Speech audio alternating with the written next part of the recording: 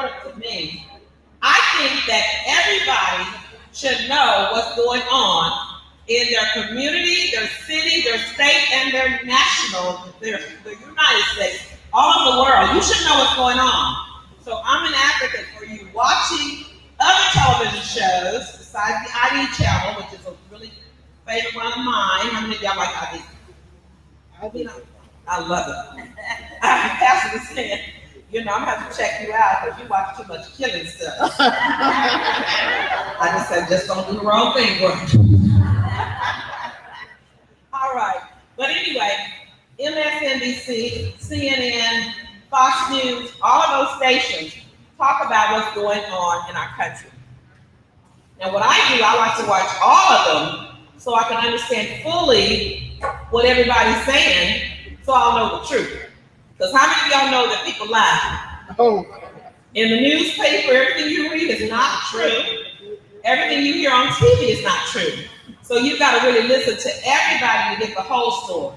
When I was a counselor, and I used to bring in the little kids in elementary school, and I would ask them what happened.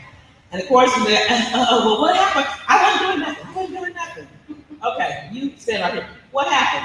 Well, what happened? Okay, you said, so after you get asking everybody what happened, then you can discern really what really happened, because nobody's going to tell you the whole truth. So I want you all to learn what's going on. So I asked these two young ladies to come in to talk to us about what's going on in our state of Texas, and for you to ask questions, because you need to know.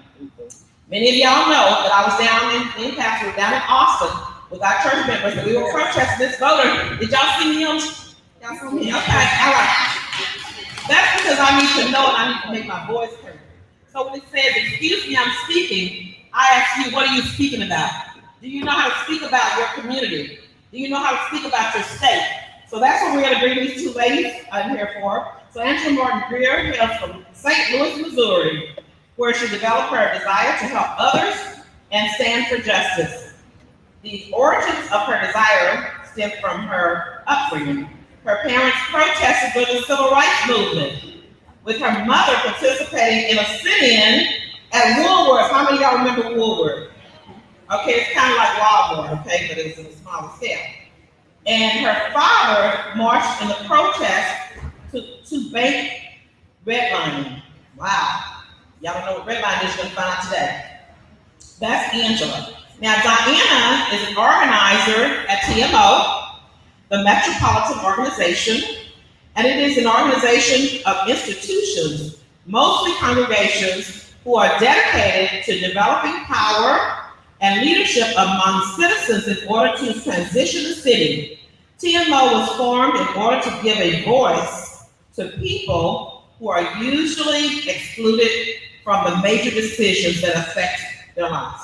So that's us, right? All right, so on this presentation, we have two parts, and we tell you right now, we're not doing Republican, Democrat, we're doing America, okay? We're not doing Republican, Democrat, we're doing Texas. What's good for Texas, okay? So it's not political, so don't take it like that. But it is personal, because it's all about us, all right? All right, I bring to you Angela and Diana. Give it up for them.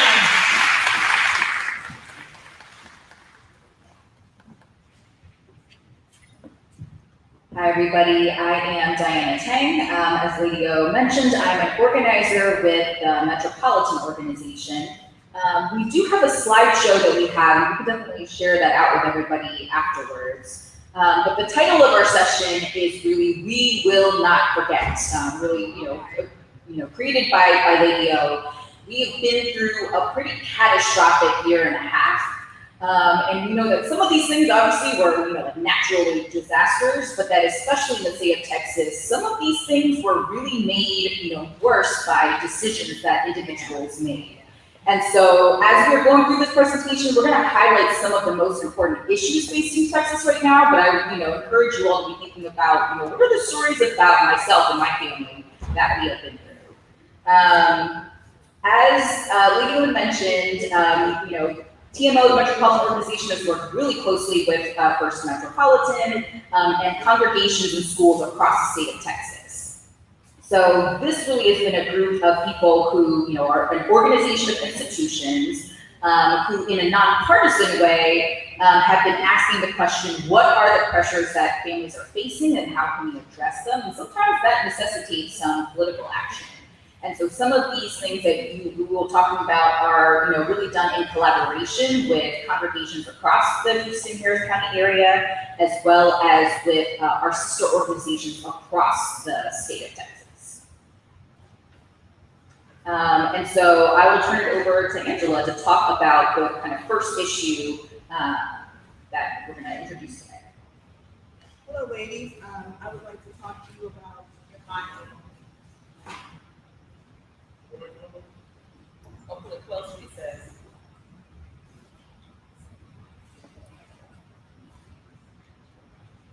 Thank you. What would I like to start off by talking about the energy grid? I think change microphones. Is it? Go ahead, try again. Can you all hear me? Yes. Okay, wonderful. I'm sure everyone remembers what happened in February with our freeze. I'm sure most people were impacted in one way or another. For me, we were without power for 32 hours straight, and then went to the rolling brownouts, followed by not having water for over a week.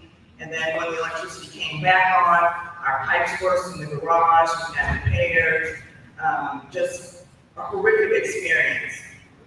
So what we're needing to look into is, how can we fix this? How can we rectify the situation? So just to give you a little history, Texas has a separate energy grid than the rest of the country. And that grid is deregulated and based on the market and requires energy, and is not required to have energy reserves. According to a Wall Street Journal article, it says that Texas paid $28 billion more for power since 2004. It's going to kind of let that sink in. One of the biggest things that they used to try to convince people that having a separate grid was better was because it was going to be cheaper and more reliable. And we see after what happened in February and what almost happened in June, that is not the case.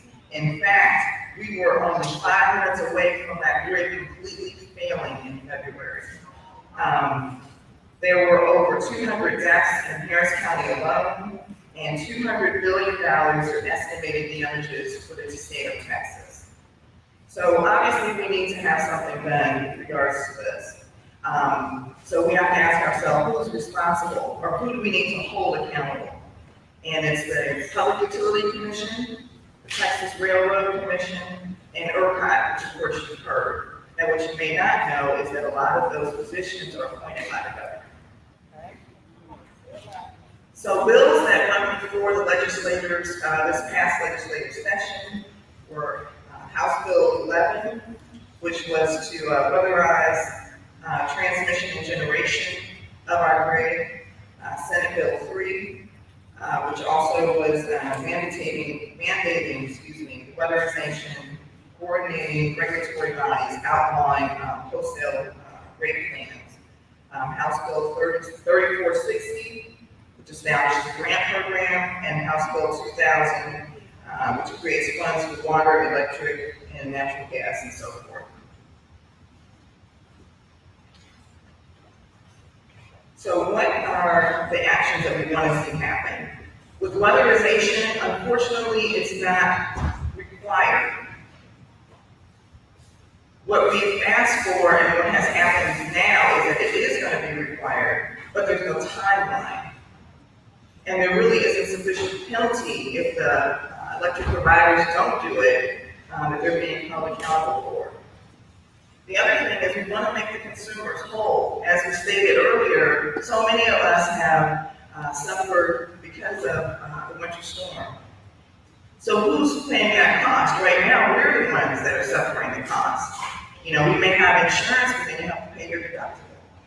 So Senate Bill 2 and 3 were put in place, but unfortunately, neither one of them covers damages or losses experienced by customers. So we're proposing that additional legislation go in place for that.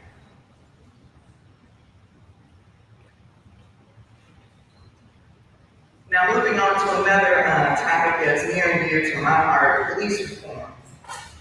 As you know, with the horrific murder of George Floyd, there has been protests around the country last year and legislation that was put in place to address some of the issues. So the bills that actually were able to pass were Senate Bill 69, which bans chokeholds and requires jury to intervene.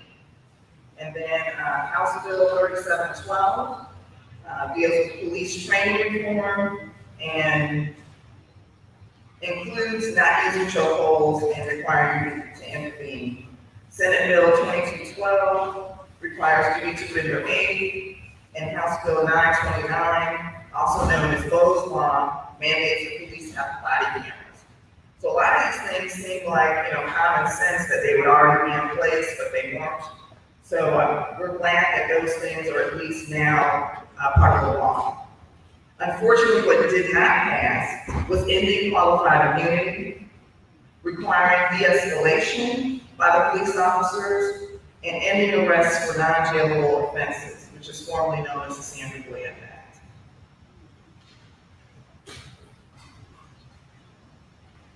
Now, I know a lot of you have heard that we now have a permitless carry law in place. And dealing with that, you have House Bill 1900. It actually financially penalizes large cities from cutting funding to the police departments. Senate Bill 23 requires local governments to hold an election before reducing law enforcement budgets. And House Bill 1927, where Texans can carry handguns without a license and without training. And that takes effect September 1st. Now, we know that good people with guns and bad people with guns doesn't necessarily limit violence. In fact, a poll from UT, the Texas Tribune, back in April said that 59% of voters oppose this permitless carry. In fact, the police department is not for it. Police Chief Fenner said, if you have to get your driver's license to drive a car, shouldn't you be able to at least get a permit when you get some type of training? He says, I don't think it's a good thing for major cities. And of the cities that have permitless carry, 13 to 15% of those have seen an increase in violent crime over the 10 years that they've had it in place. So that is something that we're really concerned about. Since it hasn't gone into effect, there may be room for us to raise our voices and let our legislators know that we do not want that to take effect. At this time, I'm going to turn it back over to Diana, who's going to talk about education. So we know it's been a challenging year for schools, for students, for parents, for teachers. One of the biggest issues this spring was actually that Texas was one of 2 states that was continuing to hold on to the federal dollars that was supposed to go to schools. And so the intent was, we want to save this money to be able to use for other things. And there was a huge uproar to get those monies to the school districts. I know Angela, Lady O, actually went down to Austin to demand that be done. And so the vast majority of that money was released down to school districts. This is hundreds of millions of dollars. So just as a quick example, Cyber ISD is slated to get almost $190 million that they can use for anything that's COVID related or anything that is pandemic related up to the next 3 years. Aldine ISD, $236 million. Houston ISD is going to get $804 million. It's $1 billion extra dollars to use, which is very exciting. But the question is, how is this money actually going to be utilized? And so, by mandate of these federal dollars, it is mandatory that they have to get public comments. They have to get community input from parents, from teachers, from students, how this is going to be used. And so you may have seen some of your local school districts sending out surveys or holding sessions to be able to give inputs on where this money may go. I myself was a public school, middle school teacher before I became an organizer. So I had a campus that we didn't have a counselor, or we couldn't afford to have a nurse full time, right? Our budgets for after school programming, for tutoring always got cut. And so we now have an opportunity to impact our school districts, how they're going to use this. School districts do have to apply for the money through a grant from the Texas Education Agency, but basically they can allow for any uses thinking back towards 2020 or all the way through 2024. And so this is a really big opportunity coming up for us to impact.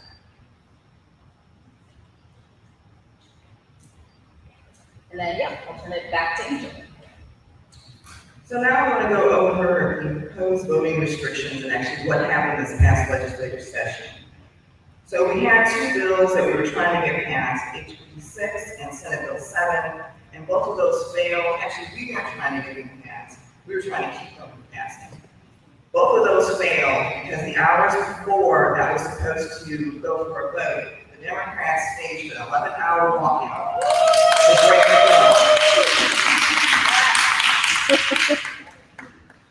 One of the big things that was listed in those bills is they wanted to restrict Sunday voting. They wanted to decrease the hours.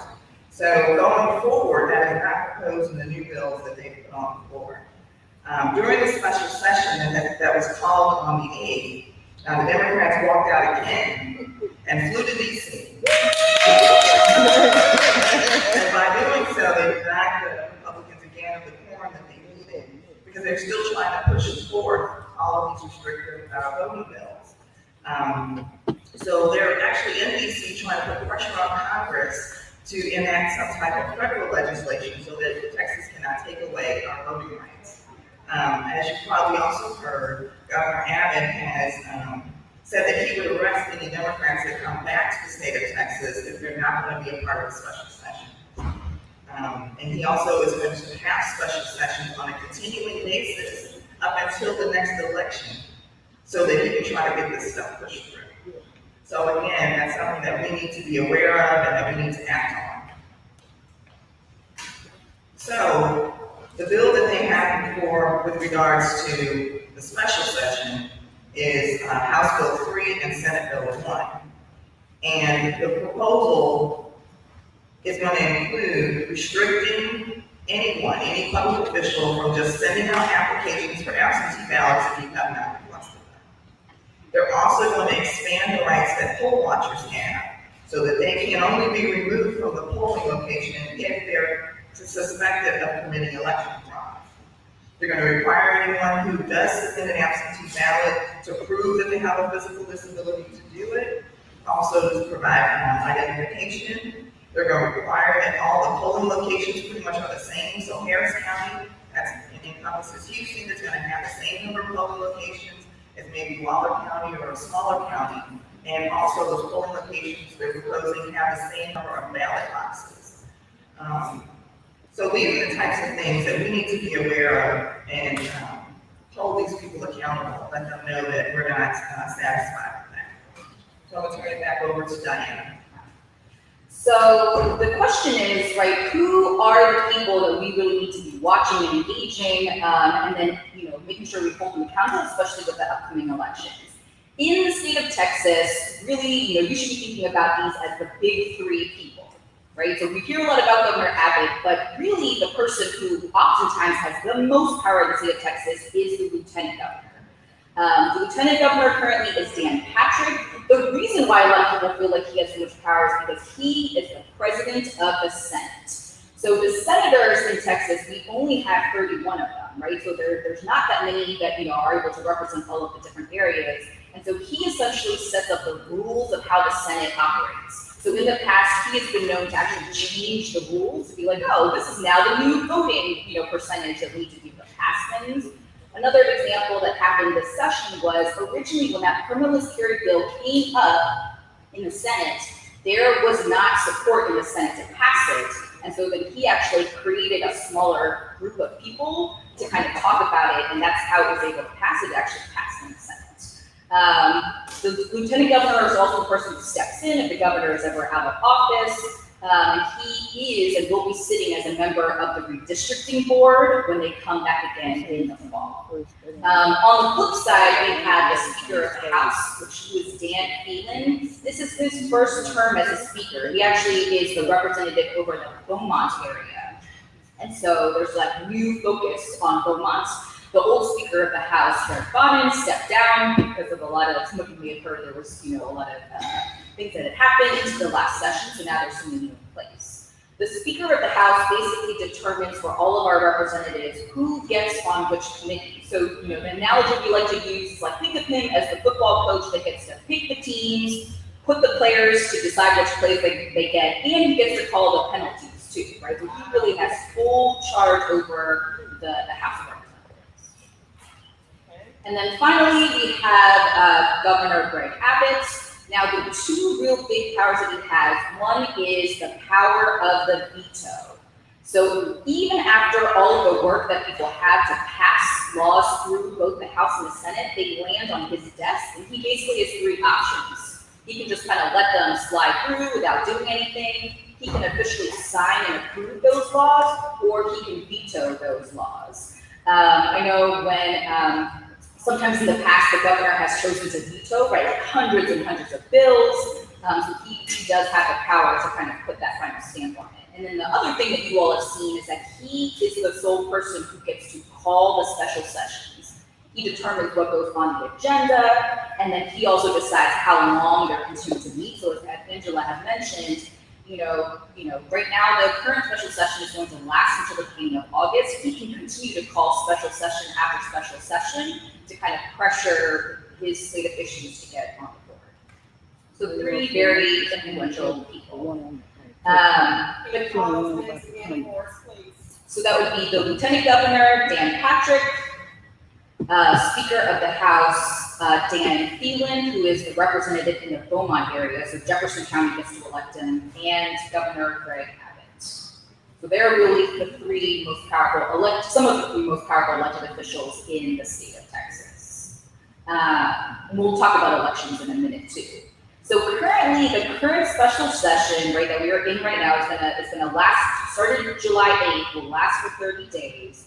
And there's probably about 10 or 11 issues that the governor said he wanted to address in them. One was voting rights. The other things that came up was the conversation around critical race theory that we're going to hear in a little bit.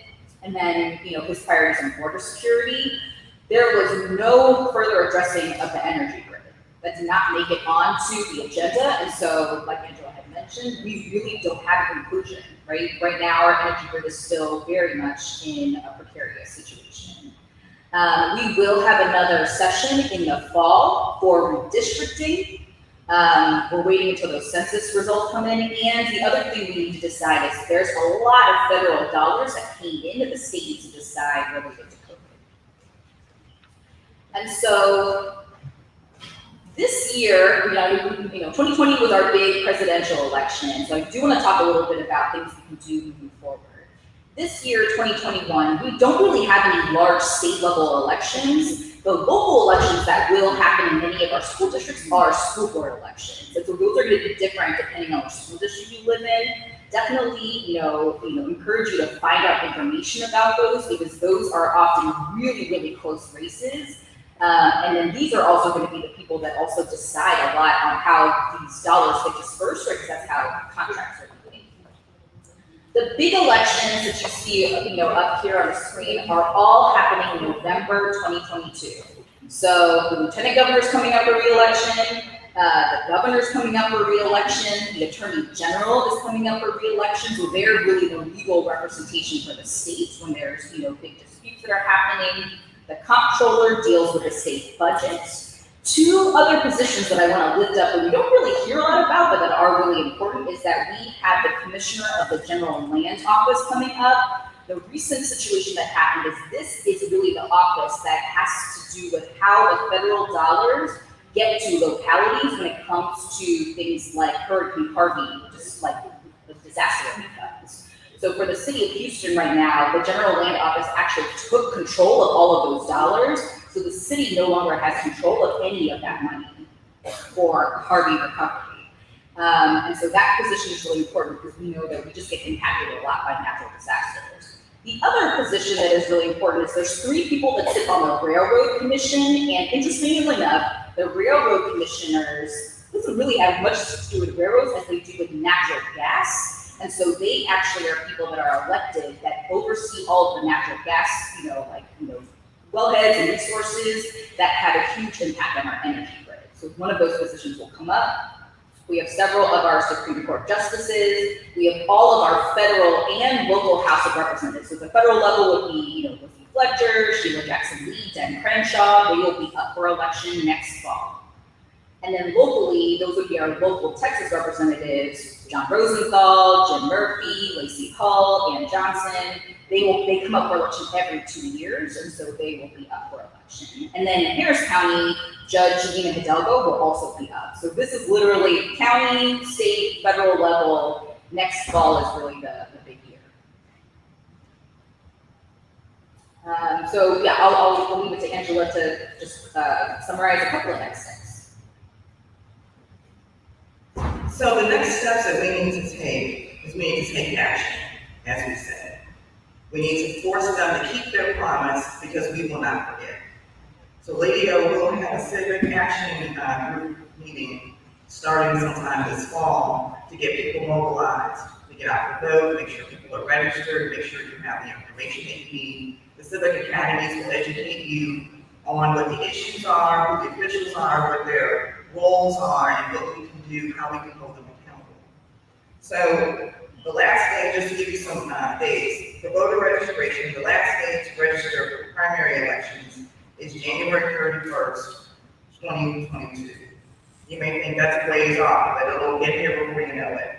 And then the last day to register for the November 8th election is October 11th, 2022.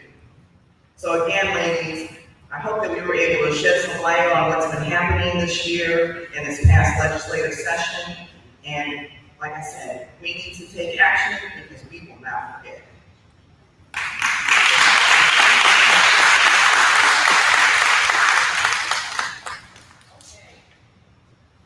So we're going to have a couple of question and answering session right quick.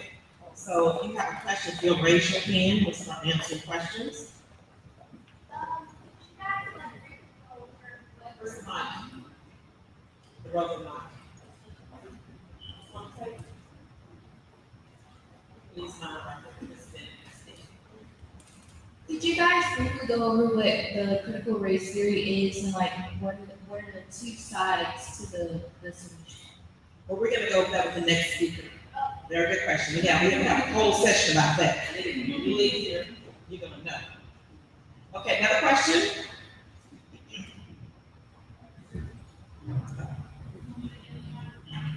Yell it out like you're on a football field, like you're a cheerleader.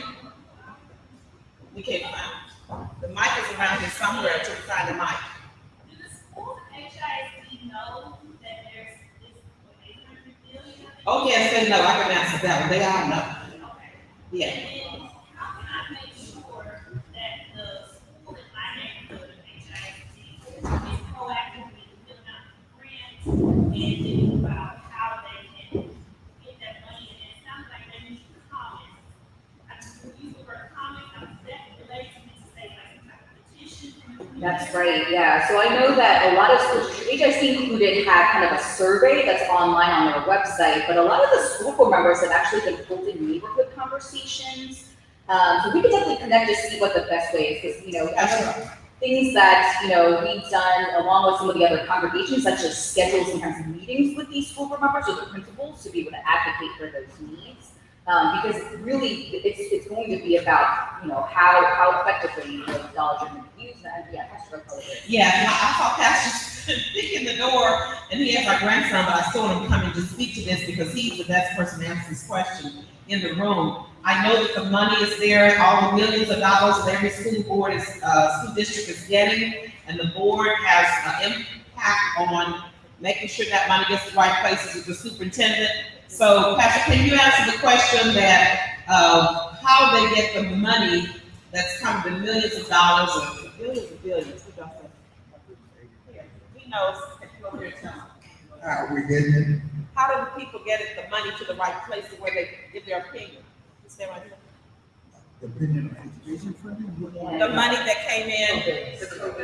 Okay, the COVID, that comes from the state. Our district is getting its money. They decided, I think in the last week, that they're gonna send us the think we're gonna get 189 million for our school district.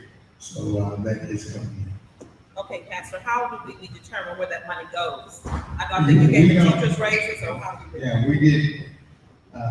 we did, the money has to be COVID related.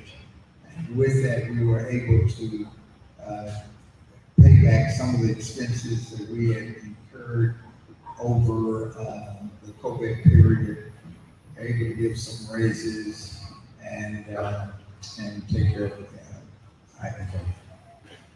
So bottom line is your school board and your superintendent, they make their decisions on that, okay? So probably writing your letters, if you like to do a letter campaign, if you like to go over there and speak to them personally, you can set up an appointment. The school board and the superintendent work for you. Our tax dollars pay straw buckets. School board members don't get anything, they're voluntary, but that's the board that governs what they do. So write letters, call, or make appointments. I don't know if it will help, but at least they hear your voice. Go to the school board meetings and speak up. Okay, other questions? Okay. Well, listen, before we go to the next segment, so getting that ready, I just wanted to say that the school board pastor's running again. It's like his fourth session, I believe, of running, fourth or fifth. But anyway, this year, because of critical race theory, people have gotten together and said they're going to run against him. He hasn't had an opponent. First time he had an opponent, nobody else ready to get against him after that. But this year, they're going to use that fear tactic of critical race theory to say that pastors for critical race theory are teaching it to our kids to bring about fear, and they want to get him out. So how many of you are saying, I almost said blank no, how many of y'all are saying that we're going to vote to make sure that does not happen, and we're going to spread the word to make sure it does not happen?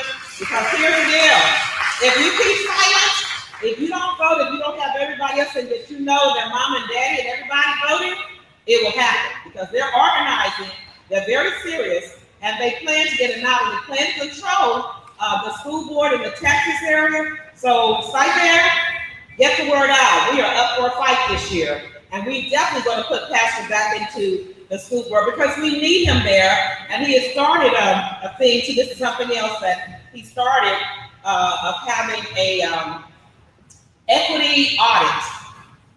And they're saying that equity audit, when you see buzzwords like that, they're saying that's critical race theory.